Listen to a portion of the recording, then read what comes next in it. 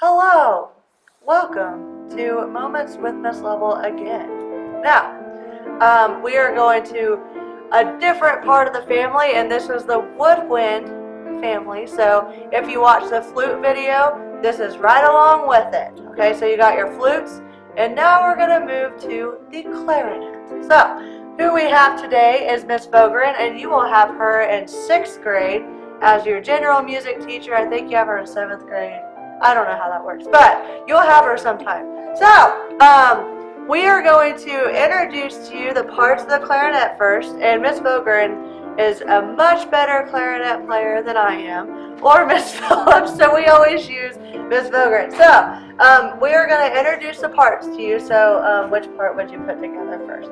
Okay, so we've got ourselves the, voila, it is the bell of the clarinet, which happens with brass players too. So we've got the bell, and then you grab the lower thing, the lower joint of the clarinet, and then what's really, really important when Miss Vogren has to put her clarinet together, you use cork grease, and if you see right there, you got some cork. And if you just shove that on there like this, you're going to break that cork off, and that's going to be really, really bad. So what you'd use, you'd put that right on the corks, and it kind of makes it like greasy or whatever, so it's going to be easy for the bell to twist on. And notice you twist it on instead of just, okay, so none of that, we're going to be twisting. So she's got the lower joint, and then we're going to go to the lovely upper joint. Voila, here it is. And notice how she checks her cork grease. Make sure that it is good, and then she twists it onto the lower joints. Oh yeah, and then whenever you put this part of the clarinet on, there's a little spot here. Where is it? I can't see. Right there. If you don't watch that and press down, then you could really break this part when it twists on here. Okay, so it's kind of harder to show in a video, but once we get you going, it's gonna work. So, you've got most of your clarinet together, but then you've got the really, really, really, really important part, is you have a barrel. Now, you've got all these parts, and we're gonna hold on to this for now, because now you've got kind of the second section. So you have the barrel right here that Miss Vogren is holding, and then you have the hard part of the clarinet. So, we've got our little mouthpiece, but I'm gonna have you play that separately. That's not going to play that. So, you've got the mouthpiece, okay, and notice it's got a lovely cork too. Wow. And then, oh, she's putting cork on that. And then you've got the, are you going to put the ligature?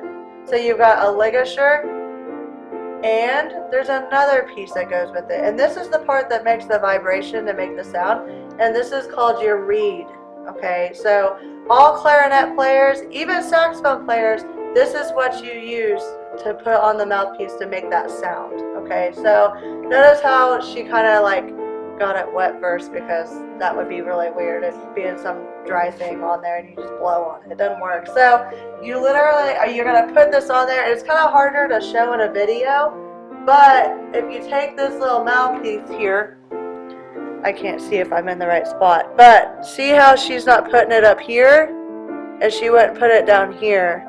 But, sorry about you. Okay, she's got it right below the little black spot. You see that right there? So, oh, that looked bad. Okay, right there. You see that? So, you have to have it in kind of like a sweet spot. If you don't have a little sweet spot, your clarinet's not playing. So, now she'll put the mouthpiece, the reed on, and then the ligature on, and then the barrel. So, once she has all those things together, this is whenever you come in, because when we try out instruments, you'd be like, I want to play clarinet. This is the first thing that you are going to try. It's just like even in brass world, you're going to try a mouthpiece, and this you're going to try the mouthpiece and the barrel. Now here's a big thing. If you're interested in saxophone or clarinet, this is what you're trying, because if you can make a clarinet or a sound on clarinet, you can make it on the saxophone. So, we're going to show you what this is going to sound like. Here we go. Yep, okay, now, sometimes when you try it out, the bad things can happen. If you don't have a certain spot in the way that she's going to do that, it won't make a sound. So if you get a clarinet and be like, oh, I'm going to put this together, blah, blah, blah, and then you just blow on it, what's it sound like?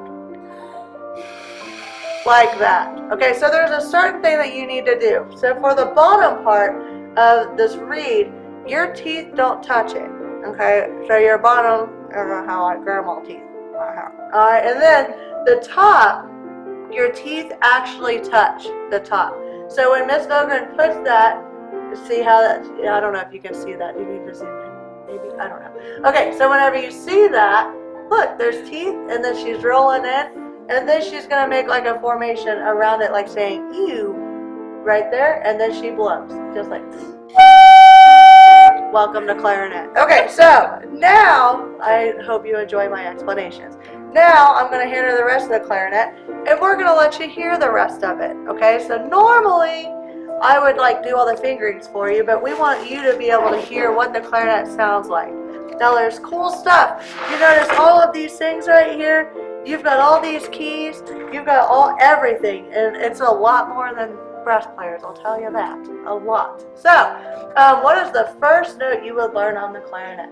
Probably G, right? Open. Yeah, do open. So open, this is what the clarinet sounds like. Yeah, okay, so now we're gonna kind of show you like some cool parts of the clarinet. So, can you play a really, really low note? That's like a train coming. And then, can you play the highest note that you can?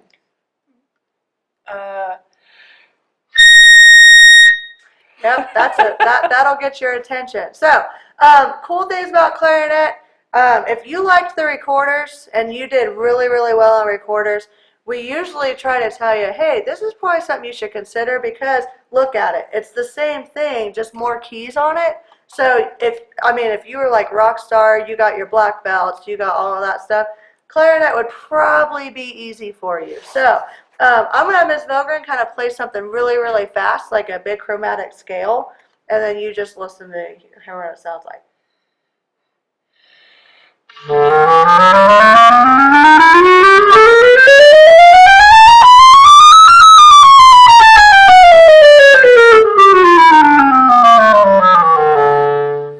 So if you play clarinet one day, you could sound like that. Now that's some serious stuff right there. Now, to end off our clarinet talk today, okay, we have a nice little song to end off on. And if you recognize it, I bet you'll be a very happy person. So here you go, clarinet.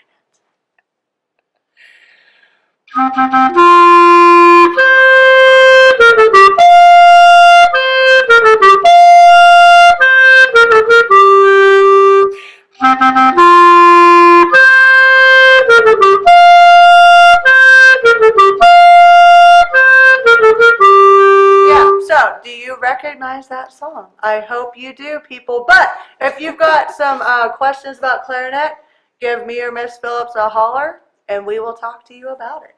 Thank you very much. Okay, we're talking about the reeds today.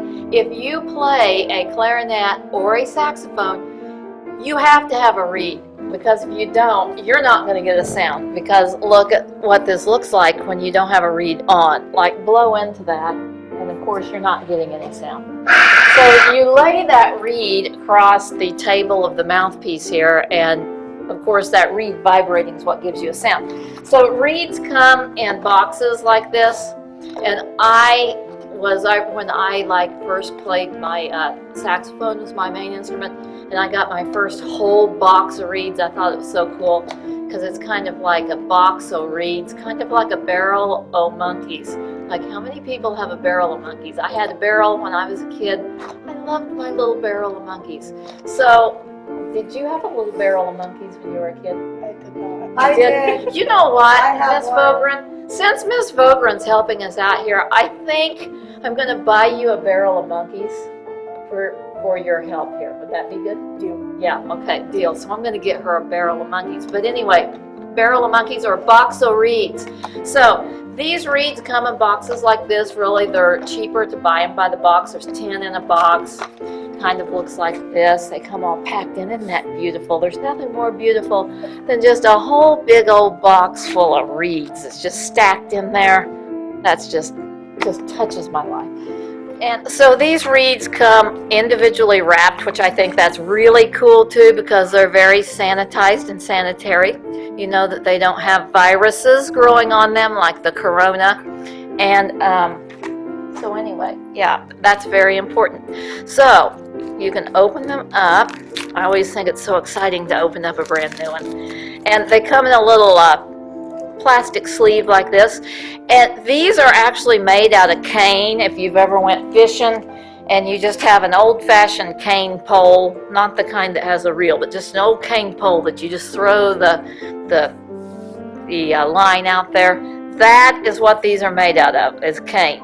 And you can see right here, but they're very, very fragile, and they'll break really easy. So you have to be very careful with them. If you buy these by the reed, they're probably about $2 a reed for a clarinet one, and saxophone ones are like $2.50 a reed, I think. So they do last a long time though, and you can keep them. Miss Vogren has like a little reed pouch that she keeps hers in, or what we call a reed guard. Can you show that? Maybe. Do you have one there? I just have those today. Yeah, so here's like a reed guard that you can just slide the reed in, and then you can she usually probably has a couple of reeds that she's playing on. She rotates them each day so they don't wear out, and then she just slides it in there and it keeps it so it doesn't break. But these can break. Okay, so now that she's got the reed on, you can see here, and I think we showed you that earlier, but once again, you just got to be very careful because these can really break. You don't want to just throw your clarinet around and scuff it up, because if you bust that reed, then you're going to have to get a new reed. So, Miss Vogren, a few things here. So when you try out the instrument, when we try out the instruments here before you purchase one next fall, if you bite on the reed, like really clamp down hard with your jaw, it's going to close that reed off like this, and then you're not going to get any air through it, so you won't get a sound. Would you please demonstrate what happens when people just clamp down on the reed?